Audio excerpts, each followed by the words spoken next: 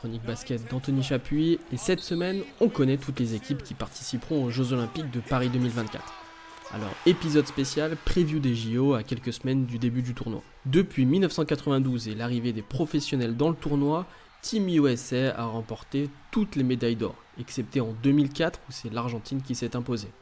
Alors est-ce que Paris 2024 sera-t-il encore une année de sacre américain? Les derniers tournois de qualification olympique se sont terminés ce week-end et ont permis à l'Espagne, le Brésil, Porto Rico et la Grèce de se qualifier. Parmi les éliminés, la Slovénie de Luka Doncic, la Lituanie, immense nation de basket, l'Italie, la Lettonie, la Croatie, la République dominicaine ou encore les Bahamas. Tant d'équipes pétries de talent qui ne verront donc pas la France cet été. On va donc se concentrer sur les équipes qualifiées avec au programme 3 groupes de 4 équipes où les 2 meilleurs se qualifient pour les quarts de finale. Le premier tour sera à Lille et la phase finale à Paris. Règle FIBA, c'est-à-dire basket européen, avec une ligne à 3 points légèrement avancée, des cartons de 10 minutes et une défense de zone totalement légale. On va donc faire groupe par groupe avec le groupe A qu'on peut appeler le groupe de la mort, le groupe B de notre équipe de France et enfin le groupe C des Avengers américains. On commence donc avec le premier groupe, celui que l'on pourrait appeler le groupe de la mort, avec l'Australie, la Grèce, le Canada et l'Espagne.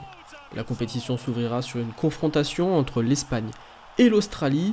Pour les Espagnols, on parle d'une équipe qui a beaucoup évolué par rapport à l'époque Gasol. Fini les immenses stars NBA pour des joueurs plutôt Euroleague. Ils pourront compter sur les héros du titre à l'Eurobasket 2022, les frères Hernan Gomez et le naturalisé Lorenzo Brown. Rudy Fernandez, lui, sera toujours là pour ses 6e Jeux Olympiques.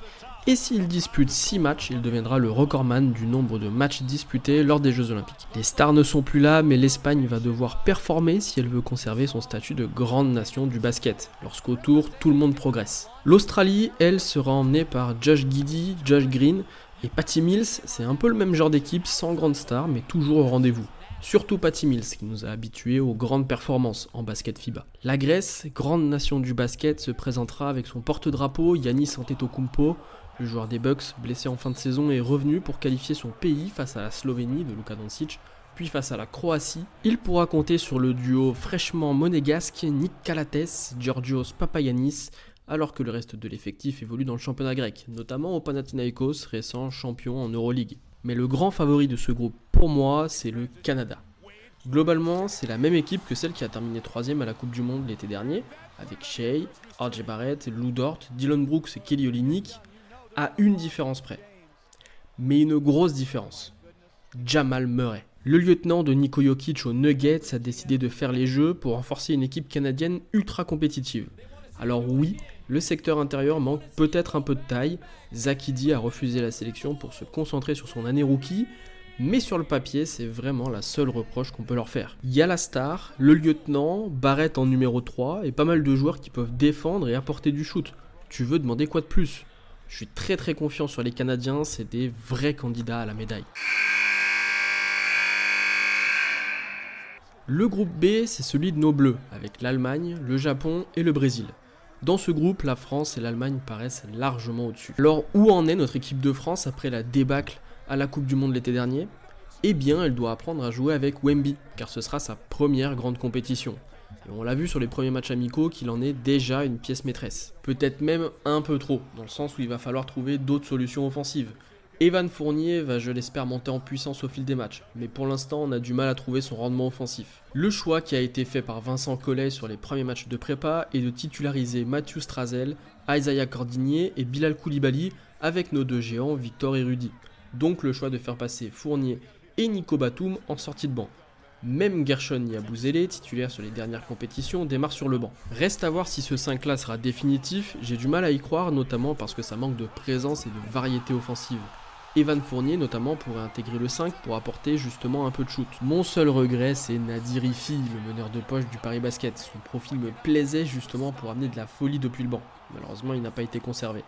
Surtout sur un poste de meneur qui fait défaut à cette équipe, tant que le jeune Nolan Traoré ne sera pas appelé. D'un point de vue historique, sachez que la France n'a jamais perdu contre le Japon et a un bilan positif face à l'Allemagne. C'est étonnamment le Brésil dans ce groupe qui réussit le moins historiquement à nos bleus avec un bilan négatif. Pour ce qui est de l'Allemagne, on parle des récents champions du monde. Les frères Wagner seront toujours là, tandis que Dennis Schröder, comme à chaque compétition FIBA, sera à son meilleur niveau. Autour, Johannes Voigtmann, Maodolo et Andreas Obst seront les soldats de l'ombre. J'avais fait un épisode lors de leur titre de champion du monde l'été dernier, je vous conseille de l'écouter si vous connaissez pas beaucoup cette équipe. Dans le reste du groupe, le Brésil et le Japon paraissent plus faibles. Côté japonais, cette fois, Rui Hachimura sera bien présent, lui qui avait manqué la Coupe du Monde l'été dernier. Il fera figure de leader. Autour de lui, Yuta Watanabe, revenu au pays après plusieurs saisons NBA, et Joshua Hawkinson, auteur d'une belle Coupe du Monde l'été dernier. Ce seront eux les principales forces des Nippons. Pour le Brésil, on retrouvera Bruno Caboclo, éphémère joueur des Raptors, ancien de Limoges, aujourd'hui au Partizan Belgrade, Marcelinho Huertas, 41 ans avec une solide expérience en Europe, Raúl Neto et le jeune des Warriors Gui Santos. Mais clairement, on est sur deux nations qui paraissent bien plus faibles que la France et l'Allemagne. Enfin, on termine avec le groupe C, des Avengers américains, du Soudan du Sud, la Serbie et Porto Rico. Bon, évidemment, pas besoin de le préciser, les Américains sont ultra favoris. Quand je parle des Avengers, c'est parce que Steph Curry, LeBron James, Kevin Durant, Joel Embiid, dans le même 5 de départ, aucune nation ne peut faire mieux. Au passage, KD, en cas de médaille d'or, ce serait sa 4e, deviendrait d'ailleurs l'homme, et l'homme uniquement, le plus titré du basket olympique. Et si jamais le 5 de départ ne vous suffisait pas, Jason Tatum, Devin Booker, Anthony Edwards, Anthony Davis et Tyrese Haliburton en sortie de banc, avec Bam Adebayo. Et puis s'il y a besoin d'un peu de défense, Jrue Holiday et Derrick White. Bref, la Dream Team de la NBA, tout simplement. On a déjà vu en amical la connexion entre Steph et LeBron, deux joueurs qu'on rêve tous de voir sous le même maillot en NBA, un Anthony Davis dominant et un Anthony Edwards meilleur marqueur en sortie de banc. Seul Joel Embiid a raté sa première sortie avec le maillot des États-Unis avec une exclusion pour 5 fautes.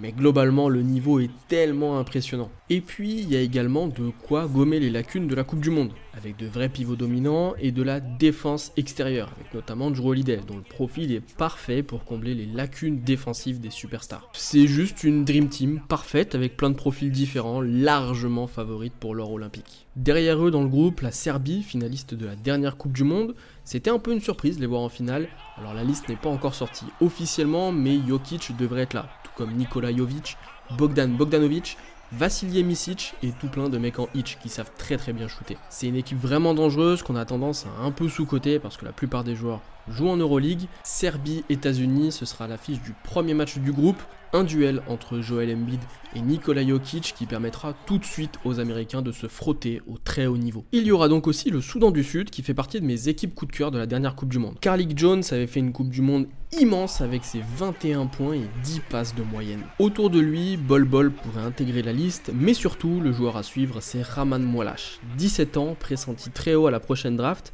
et qui évoluera à Duke aux côtés de Cooper Flagg, annoncé numéro 1, la grande université américaine en NCAA. Le tout coaché par Royal Ivy, ancien joueur NBA, et Liu Holding à la tête de la Fédé. Bref, le Soudan du Sud, ça paye pas de mine, mais ça bosse bien et ça joue bien. Enfin, la dernière équipe, c'est Porto Rico. Ils se sont qualifiés un peu à la surprise générale en éliminant la Lituanie à San Juan dans une ambiance très sympa.